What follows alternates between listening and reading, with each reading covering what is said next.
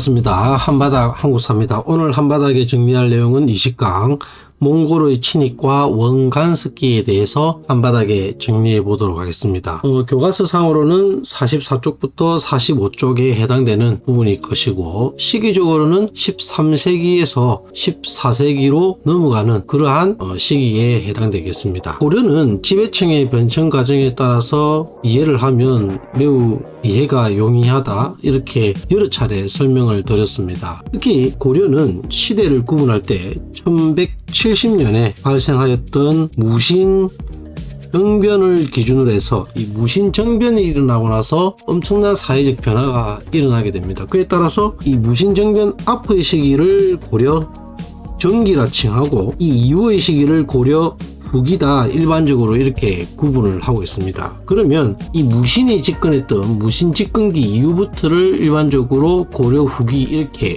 부르게 되는데 이러한 무신 집권기가 왜 막을 내리게 되었느냐? 바로 오늘 배우게 될 몽골족의 침입으로 해서 이 무신 정권이 붕괴하게 됩니다. 그러면 이 몽골족의 침입부터 몽골의 간접 간섭을 받았던 원간습기까지 본격적으로 정리해 보도록 합시다. 보시면 10에서 11세기 때 성장했던 민족은 거란족이죠. 그래서 10에서 11세기 때 이 거란족이 침략을 하게 됩니다. 고려를. 12세기 때 성장했던 민족은 바로 여진족이라고 했습니다. 그래서 이 여진족이 차후에 금이라는 나라를 세우게 되고 이 금나라가 고려의 군신관계를 요구하자 끝내 문벌 귀족 집권 세력들이 자기들의 권력을 유지하기 위해서 이 관계를 수용했다고 했죠. 그러다가 드디어 13세기에 접어들게 되면 무슨 족이 성장을 하게 되냐면 바로 이 몽골족이 성장을 하게 됩니다. 몽골족을 처음 맞닥뜨리게 된 것은 바로 누가 집권하고 있던 시기냐면 무신 집권기에 최충원이 집권하고 있을 시기에 처음으로 몽골족을 맞닥뜨리게 되는데 이 몽골족의 지배를 받고 있던 거란족의 일부가 반란을 일으키게 됩니다. 그런데 이 몽골군에게 패배해서 이 거란족이 쫓겨서 어느 쪽으로 도망을 오게 되냐면 고려 쪽으로 도망을 오게 됩니다. 이 몽골족과 거란족이 있으면 이 몽골족으로 인해서 거란족이 쫓겨서 이 고려 쪽으로 오자 천리장성을 넘어서 이 고려 쪽으로 오려고 했던 거죠. 그러자 고려도 군대를 파견하게 됨으로써 이때 처음으로 몽골군의 모습을 보게 되었던 거죠. 이후 이 충원은 어느 정도의 공물을 바치면서 평화관계를 유지하게 됩니다. 언제 때? 최충원 시기 때. 그러다가 드디어 최우 집권기로 넘어오면서 몽골이 더욱더 무리한 공물을 요구하고 특히 어떤 사건이 발생을 하게 되냐면 몽골의 사신이 고려로 왔다가 다시 몽골로 돌아가던 중에 국경선 근처에서 피살되는 사건이 발생을 하게 됩니다. 이 사건이 결정적인 원인이 되어 드디어 고려가 1231년에 침략을 하게 되는데 이게 바로 1차 침입이 되겠습니다. 여러 가지 사항들도 알아두시면 좋겠지만 우리나라 입장에서는 어떻게 우리가 활약을 했느냐, 어떻게 막아냈느냐 이 부분이 중요하겠죠. 그래서 이때 활약했던 분 박스라는 분이 기주성 전투에서 크게 활약을 하였더라. 이게 바로 1차 침입대가 되겠습니다. 이후 최우 정권에서는 몽골과의 광화를 체결하게 됩니다. 이러한 모습이 되겠는데 광화를 체결하게 되고 이후 이 최우 정부는 이 광화를 파기시켜 버립니다. 그리고 지금 보다시피 강화도로 천도를 하게 됩니다. 강화도로 천도를 하고 다시금 몽골과의 전투에 나섰던 거죠. 그로 인해서 이 강화도 천도가 원인이 되어서 몽골이 다시금 2차 침입을 하게 되는데 이 2차 침입 때 또 활약했던 분이 대표적으로 김윤우라는 분이 처인성 전투에서 크게 활약을 하게 됩니다. 특히 이때는 이 몽골의 사령관이었던 살리타를 사살하는 등 어느 정도 성과는 보였지만 끝내 이후에도 여러 차례 침입이 있습니다. 특히 옆에 보시면 3차 때는 우리나라의 황룡사 구청목탑이 소실되는 이러한 피해도 있게 되는데 최종적으로는 이 몽골의 침략으로 인해서 최씨 정권이 붕괴되고 몽골과 강화를 체결함으로써 다시금 수도를 개경으로 환도하게 됩니다. 그럼에도 불구하고 지금 보시면 자 이거는 조금 중요하니까 체크를 해둡시다. 이 삼별초라는 혹시 기억을 할지 모르겠지만 최씨 정권 때의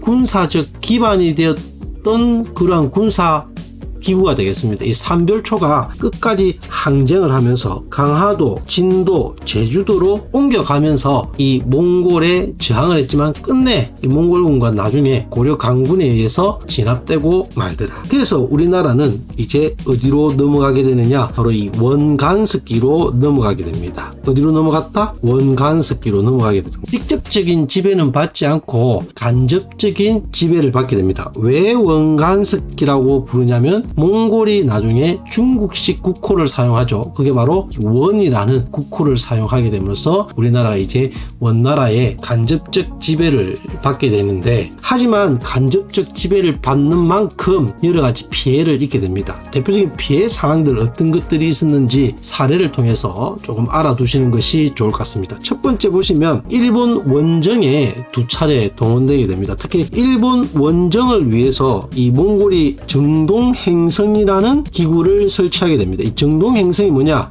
말 그대로 지금 보다시피 동쪽을 정벌하러 가기 위해서 만든 기구다, 이렇게 보시면 됩니다. 물론 2차례 다 실패로 끝나고 맙니다. 그러면 실패로 끝났다면 이 기구를 없애야 되겠죠. 근데 없애지 않고 지금 보다시피 어떤 기구로 나와서 계속해서 내정 간섭 기구로 존재하면서 우리나라를 계속해서 이렇게 여러 가지 압박을 가했던 거죠. 특히 이때 우리나라의 내정 간섭 기구인 정동행성과 함께 다루가치라는 감찰관을 파견해서 우리 민족을 간접적으로 지배를 하는데 이용했더라. 이것 2가지, 정동행성 그리고 다루가치 알아두시면 좋을 것 같습니다. 또 한 가지, 영토를 상실당하게 됩니다. 쌍성 총관부 그리고 동령부, 함낫 총관부라는 것을 설치를 해서 이 지역은 이 몽골이 자기들이 직접 다스리게 되는데, 지금 보시면 영토적으로 앙성 총관부라는 것을 여기다가 설치를 합니다. 아주라는 곳인데 이쪽으로 해서 철령이라는 곳이 있고, 이 철령 이북 지역에 뭘 설치하느냐,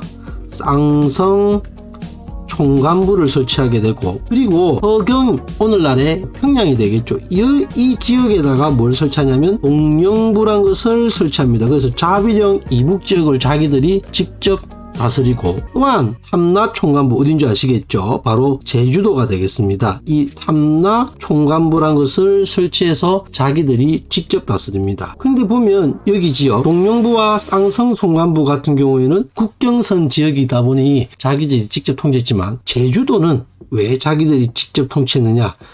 제주도는 유명한 것이 바로 말이죠. 자기들 특히 몽골에서 말을 매우 중요시합니다. 그래서 말을 이렇게 키우기 위해서 자기들이 이 제주도를 직접 다스리게 되었던 거죠. 그래서 일부의 영토를 상실당하게 되고, 또한 왕의 칭호와 간제가 격하당하게 됩니다. 폐하라는 용어가 전하, 태자라는 용어가 세자, 그리고 왕의 이름 앞에 충이라는 이런 칭호를 사용했던 시기가 되겠습니다. 그래서 왕을 보면 여러분들 그때 우리가 보면 충렬왕, 충선왕, 충수광, 충해왕, 충모광, 충정왕, 이런 식으로 왕의 칭호 앞에 충자를 붙이게 되고, 조와 종을 사용하던 것도 이제 왕이라는 칭호를 사용하게 됐던 거죠. 그리고 이성육부의 기구도 첨의부 사사로 이렇게 개편되게 되고, 중추원도 밀직사로 이렇게 격하되게 되었던 겁니다. 그리고 지금 보시면 부마국 대우를 받게 되는데, 이 부마국이라는 것은 사위를 의미합니다. 그래서 사위의 나라가 되어 원의 공주와 무조건 결혼하게 되고, 원나라의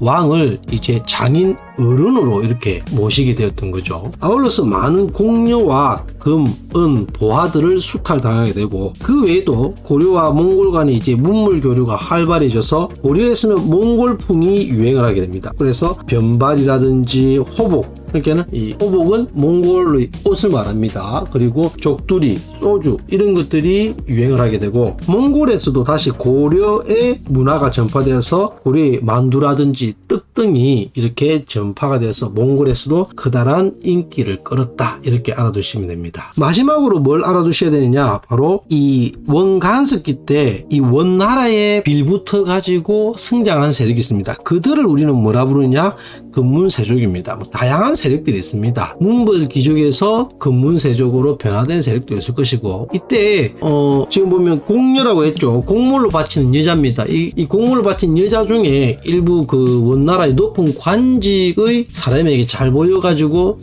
부인으로 가가지고 다시금 기득권을 잡는 그런 세력도 생기게 되고, 이런 모든 원나라에 빌붙은 이런 세력들을 우리는 뭐라 부르냐, 근문세족이라고 부릅니다. 특히 근문세족은 도평의사사라는 기구를 장악해서 여러 고려의 국정을 운영하게 됩니다. 이 도평의사사는 우리가 예전에 배웠던 도병마사 기억나죠? 식목도감, 특히 국방 문제를 논의했던 그 회의기구가 도병마사가 이름이 도평의사사로 바뀌었는데, 이 도평의사사를 장악해서 국정을 휘둘르게 됩니다. 특히 이 근문세족 같은 경우는 대농장을 차지해서 농민들을 억압하고, 또한 농민들이 세금을 제대로 내지 못하면 노비로 만들어서 여러 가지 사회적 문제를 불러일으켰던 그러한 세력들이 바로 이 근문세족이 되겠습니다. 그래서 오늘 살펴본 내용은 바로 이 몽골의 침입 과정과, 그리고 차후 이제 몽골의 간접적 지배를 받게 된 원간석기 때의 대표적인 사례들에 대해서 살펴보았습니다.